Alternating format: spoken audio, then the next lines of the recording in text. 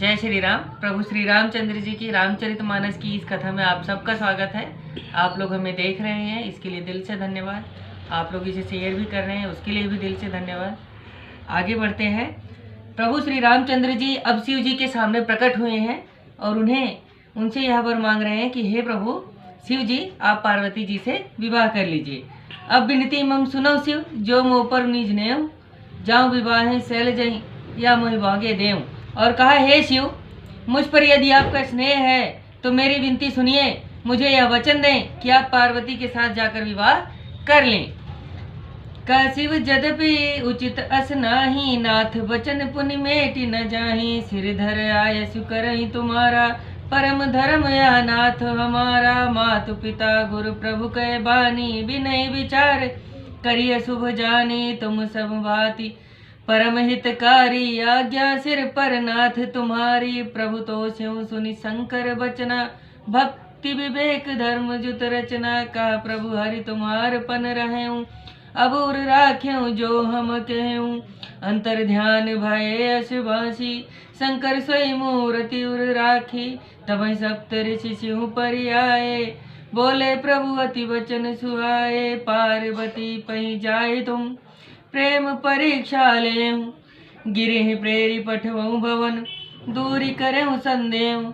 अब भगवान श्री रामचंद्र जी शिव जी के सामने प्रकट हुए और यह वरदान मांगा कि हे शिव जी, आप जाकर के पार्वती जी से विवाह कर लें। यदि आपका मुझ में थोड़ा सा भी स्नेह है, थोड़ा सा भी प्रेम है, तो आप पार्वती से विवाह कर लें। उन्होंने बहुत तपस्या की है।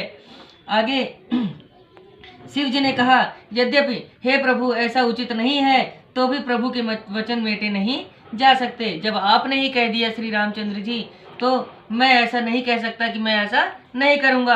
आपकी आज्ञा सिर पर रखकर उसका पालन करना ही मेरा परम धर्म है। शिव जी ऐसा रामचंद्र जी से कहते हैं कि आपकी आज्ञा का पालन करना मेरा परम धर्म है। माता पिता गुरु और स्वामी के वचन शुभ जानकर बिना विचारे ही मानने चाहिए। अब आप सब प्रकार से मेरे परम हितकारी हैं। हे नाथ, आपकी आज्ञा मेरे सिर पर है। ऐसा शिव जी ने कहा कि आपकी आज्ञा मेरे सिर पर है। महादेव जी के भक्ति ज्ञान और धर्म से युक्त वचन सुनकर श्री रामचंद्र जी संतुष्ट हो गए। प्रभु ने कहा, हे शिव, आपका प्रण रहा। अब जो हमने कहा उसे अपने हृदय में रखना। कहते हैं कि आपका प्रण ये रहा कि आपने सती जी को जब त्यागा था, उसके बाद से आपने उस प्रण का निर्वाह किया और अभी तक आप श्री रामचंद्र जी यानी मेरी भक्ति में लगे रहे। और अब आप जाकर के पार्वती से विवाह कर लीजिए, यह वरदान मुझे दीजिए। इस प्रकार कहकर श्री रामचंद्र जी अंतर ध्यान हो गए। शिव जी ने वह मूर्ति हृदय में रख ली। उसी समय सप्त ऋषि शिव जी के पास आए। उनसे शिव जी बहुत सुहावने वचन बोले कि पार्वती के पास जाकर आप उनके प्रेम की परीक्षा लीजिए। अब शिव जी फिर से भेज रहे हैं। इतनी तपस्या माता पार्वती ने पहले ही की है, इसके बावजूद शिव जी फिर से भेज रहे हैं सप्त ऋषियों को कि जाकर के उनके प्रेम की परीक्षा लीजिए। हिमवान को भेज पार्वती को घर भिजवाइए और उनके संदेह को दूर कीजिए। उस तरफ आकाशवाणी हुई थी माता पार्वती के पास कि आप जब सप्तऋषि आ जाएं तो आप समझना कि मेरे आकाशवाणी सफल हुई। जब आपके माता पिता आपको घर ले जाने आए तो आप घर चली जाना। और इधर शंकर भगवान ने सप्तऋषियों को भेजा कि आप जाकर के उनकी प्रेम की परीक्षा लीजिए और उनको घर भिजवाइए। ऋषि ने गौरी देखी तह तैसी, मूर्ति मंद तपस्या जैसी। बोले मुनि सुनु शैल कुमारी, करऊं कवन कारण तप भारी। कहीं अवराधों का तुम चाहूं, हम सन सत्य मरम किन कहूं। कात वचन मन अति सकुचाई, हंसियों सुनी हमार जड़ताई। मनु हठ परा न सुनई, सिखावा चाहत बारी पर भीति उठावा। नारद कहा सत्य सोई जाना, बिन पंख नाम चाहे उड़ाना। देखो मुनि अविवेक हमारा, चाहिए सदा से वही भर तारा। सुनत वचन बेसे ऋषय, गिरि संभव तो दे। नारद करे उपदेश सुने, कहाँ बसाऊं किसु गेह। क्या कहते हैं, ऋषि आए। अब ऋषि जो है शंकर भगवान जी ने उनको भेजा माता पार्वती के पास। तो ऋषियों ने वहाँ पर्वत पार्वती को कैसे देखा कि मानो मूर्तिमान तपस्या ही हो, कि तपस्या अगर देह धर करके बैठे तो वह माता पार्वती की तरह ही दिखेगी। मुनि बोले, हे पार्वती सुनो, तुम किसके लिए भारी तप कर रही हो। मुनीश्वर आए, सप्त ऋषि आए और माता पार्वती को प्रणाम करके कहा कि हे माता, हे पार्वती सुनो, तुम किसके लिए भारी तपस्या कर रही हो। किसकी आराधना कर रही हो और क्या चाहती हो? हमसे सच्चा वेद कहो। पार्वती ने कहा, बात कहते हुए बहुत संकोच होता है। माता पार्वती जी कहती हैं कि बात कहते हुए बहुत संकोच होता है। मेरी मूर्खता सुनकर आप लोग हंसेंगे। मन में हठ है कि किसी का उपदेश नहीं सुनता। ऐसा हठ है, मैंने ठान लिया है कि अब यही करना है और किसी का उपदेश नहीं सुनना है। जल पर दीवार उठाना चाहता है। मेरे मन में ऐसा है कि जल के ऊपर दीवार उठाना चाहता है। नारद जी ने जो कहा उसे सत्य जानकर मैं बिना पंखों के उड़ना चाहती हूँ। हे मुनियों सुनो, मेरी मूर्खता तो देखो कि मैं शिव जी को अपना पति बनाना चाहती हूँ। पार्वती जी ने कहा कि मैं शिव जी को अपना पति बनाना चाहती हूँ, ऐसा नारद जी ने उपदेश दिया था, इसीलिए मैं तपस्या कर रही हूँ। आगे पार्वती के वचन सुनकर ऋषिगण बोले, पर्वत से उत्पन्न ही तो तुम्हारा शरीर है। नारद का उपदेश सुनकर कहो किसका घर बसा है। अब सप्तऋषि उनकी परीक्षा ले रहे हैं और कह रहे हैं कि एक बात बताओ कि नारद का उपदेश सुनकर के बताओ किसका घर बसा है अभी तक। आगे कहानी और है, उसमें बताएंगे कि उन्होंने किसको किसको ज्ञान दिया नारद मुनि ने और किनका किनका घर बसा है उसके बारे में।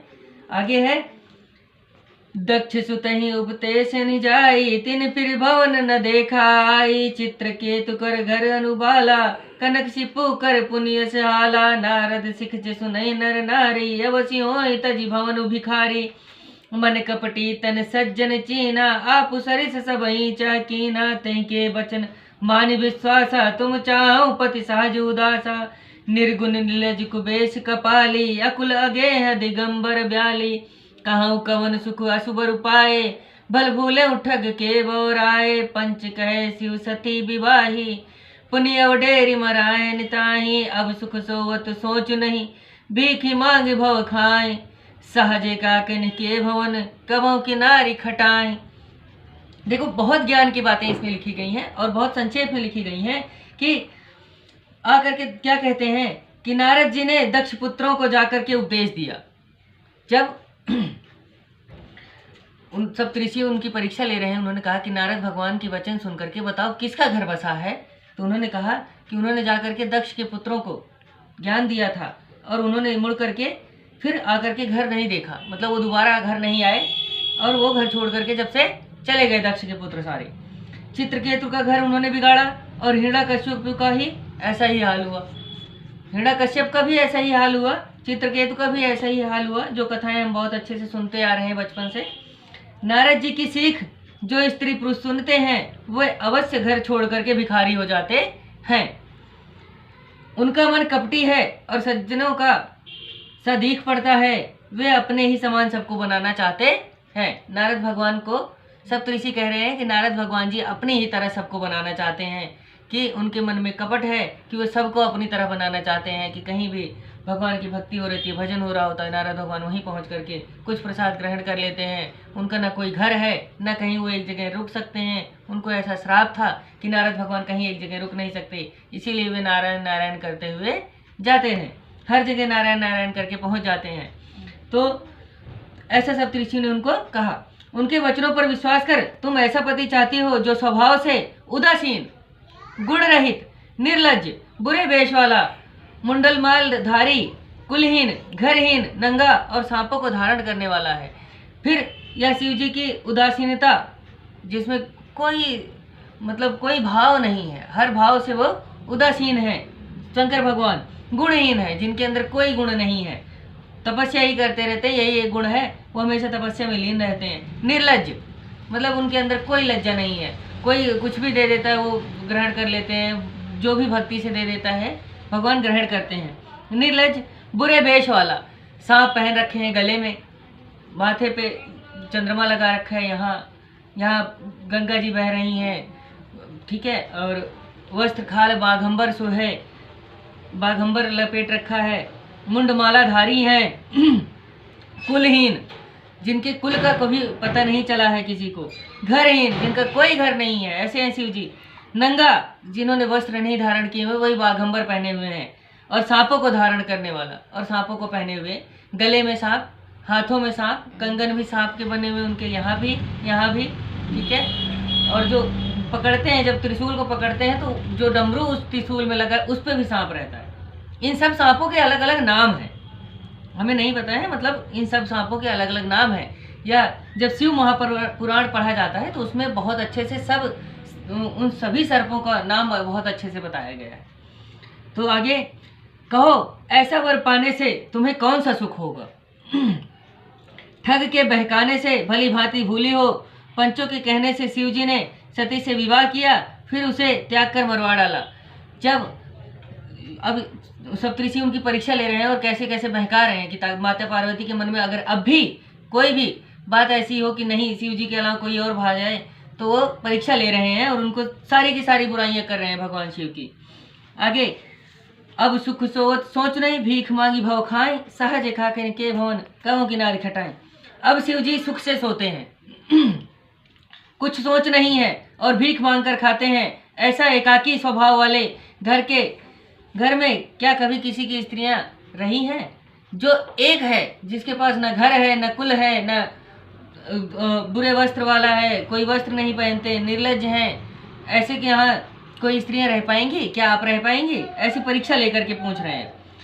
अजहू मानव कहा हमारा, हम तुम कहूँ बर नीक विचारा, अति सुंदर सुचि सुसल सुखद सुशीला, गाँव वेद जासु जस लीला, दूषण रहित सकल गुण राशि, श्रीपतिपुर बैकुंठ निवासी, यस बर तुम्हें मिलाओ बहानी, सुनत बिहसी बर का बचन भवानी, सत्य कहो गिरि भव तुम एहा, हठ न छूट छूटे बरु देहा, कन कौ पुनि पाषाण ते होई, जरऊ साजु न परिहर सोई, नारद बचन न मैं परिहरऊँ, बसऊ भवन उजरऊ नहीं डरऊँ, गुरु के बचन प्रतीत न जयहि, सपने सुगम न सुख सिद्ध तेहि, महादेव अवगुण भवन विष्णु सकल गुण खान, जय कर मनुरम जाय सन तय तय ही सन काम। माता पार्वती ने कितना अच्छा सुंदर बताया।